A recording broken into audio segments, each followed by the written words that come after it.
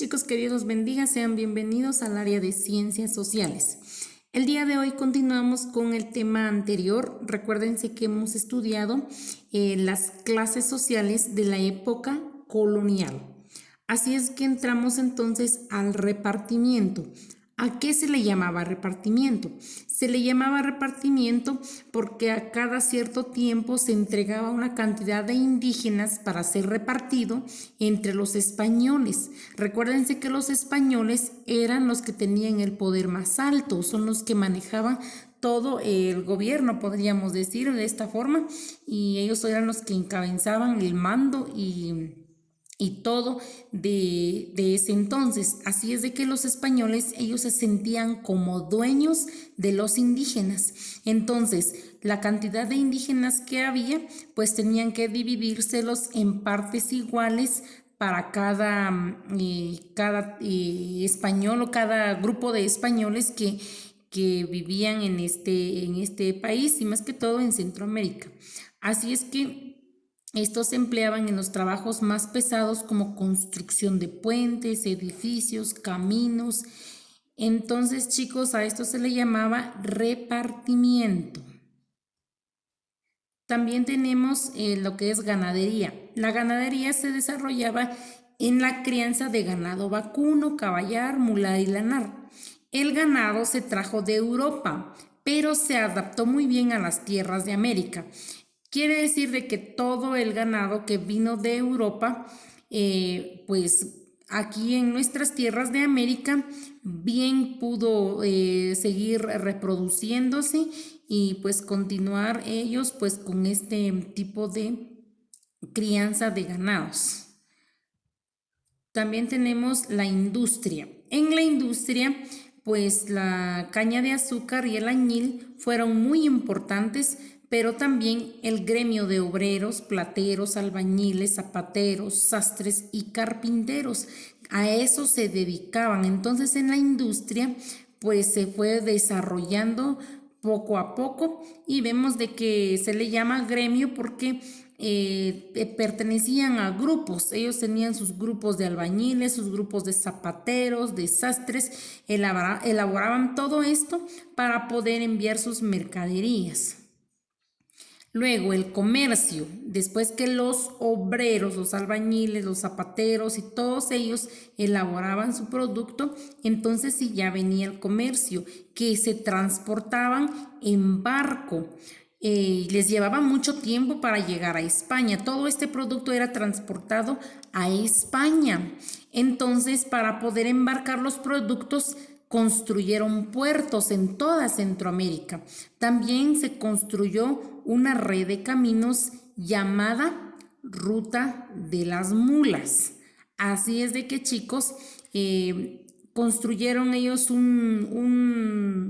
unos caminos para poder llegar al puerto de una manera mucho más fácil porque llevaban las mulas, ¿sí? Las mulas que se parecen a los caballos. Si ustedes han visto alguno de los caballos, pues de esta familia, de esta misma familia, pues se les llama mulas también. Entonces a estos animales, pues les ponían carga para que ellos pudieran llegar a los puertos a dejar toda la mercadería que ellos realizaban. Así es de que se le llamaba rutas de las mulas. También la educación. Al principio la educación estaba a cargo de los religiosos. Los misioneros enseñaban a los indígenas a leer, a escribir y a contar. Pero ¿qué pasó? Ahí podemos observar que ahí pues en las casas se reunían y después en las iglesias enseñando. El obispo Francisco Marroquín fue el fundador de la primera escuela elemental en Guatemala. Así es de que si les pregunto en el examen quién fue el primer fundador de una escuela en Guatemala, ustedes contestarían el obispo Francisco Marroquín. Muy bien. Las escuelas elementales era para un grupo privilegiado, no todos iban a la escuela. El obispo Francos Monroy fundó 2 escuelas para nativos.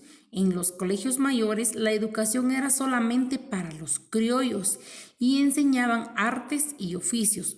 Poco a poco pudieron ingresar los mestizos y algunos indígenas. Entonces, chicos, la educación al inicio era solamente para los hijos de los españoles.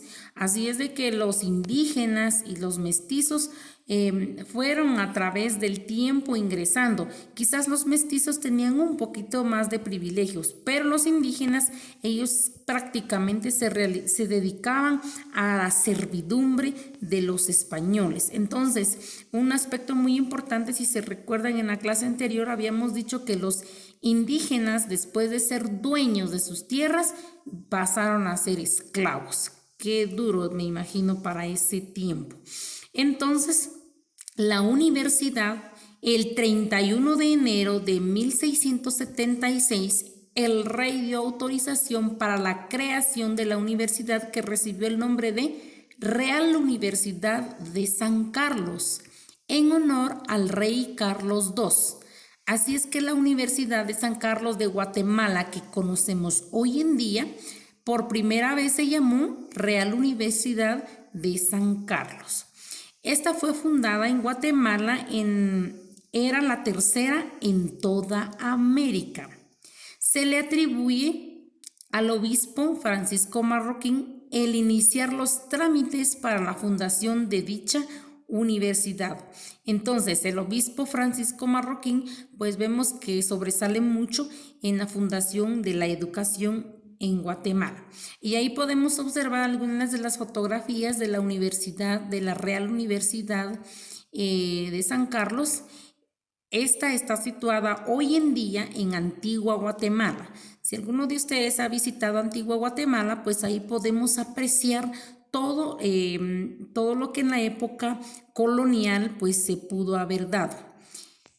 También en las ciencias, la medicina tuvo grandes avances. El doctor José Felipe Flores, él era un sabio guatemalteco, pues realizó investigaciones de anatomía humana e hizo moldes de cera para demostrar sus estudios. Entonces, este doctor podemos ver que sus primeros ensayos, pues lo demostró a través de unos moldes de cera.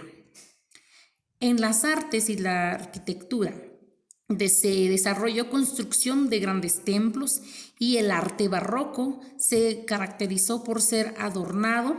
Las casas tenían enormes patios, puertas y ventanas decoradas con trabajos de hierro forjado. En la escultura sobresalen las imágenes religiosas. Así es de que ellos eran muy detallistas para poder, ahí sí que tallar y esculpir cada una de las imágenes que para ese entonces pues ellos creían convenientes realizarlas, ya que esta clase social pues era muy religiosa. Podemos ahí observar algunas de las casas, utilizaban mucho el hierro forjado para utilizarlas de balcón, podríamos decir hoy en nuestro medio, y las ventanas eran muy grandes, casi el tamaño de las ventanas de esas casas. Podrían decirles que se parece a una de nuestras puertas que hoy tenemos en nuestras casas. Así es que esas ventanas eran grandes. Imagínense ahora, las puertas de las casas eran mucho más grandes. También tenemos la imprenta. La trajo a la Capitanía General de Guatemala el obispo Fray Payo Enríquez de Rivera. El primer impresor fue José de Pineda Ibarra. En esta imprenta se imprimió el periódico que fue la Gaceta de Guatemala. Así es que aquí podemos tener alguna de las fotografías del periódico que fue impreso por primera vez en nuestro país. Así es que, chicos, pues espero que les haya gustado la breve historia de la época colonial, donde se conocieron las clases sociales y pues también los oficios, trabajos, la educación y religión de estas clases sociales. Les deseo bendiciones para todos ustedes.